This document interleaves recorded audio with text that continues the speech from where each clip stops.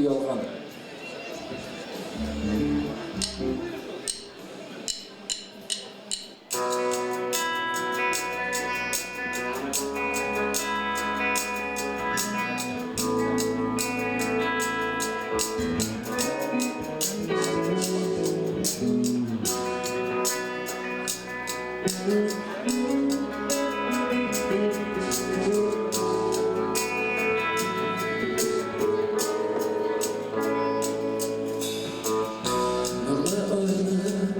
Güzeller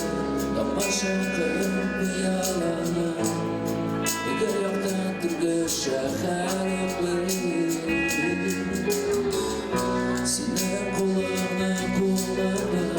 Tutam şişlerin yüzümde Sırlarına yüreğimde saklayayım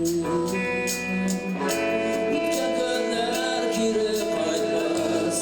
Kileşekte bizni bozmaz İki yollar arasında Ömerem terim Aytkan sözler kiri kaymaz Boş vaktalara kiretmez İki yollar arasında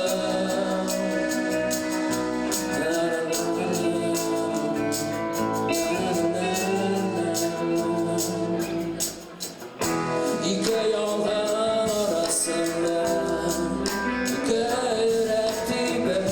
Divar şiirler kuruşer Şirkeler kuk arasında İki yürek dibe İki yollar arasında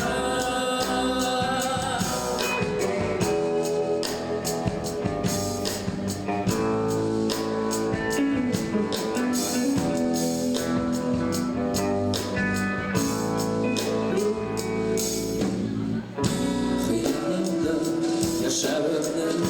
ayttan saatini kuzlattı Zamansızlığa sığınasın değil Şundağıyla beni ağlattı Vakıtın kime şahı Demekimden kırgan evvelgeni Utkan günler kire koymaz Kileşekte bizni bozmaz İki yollar arasında Aytkan sözler kire koymaz Boş vaktalarla kiretmez İki yollar arasında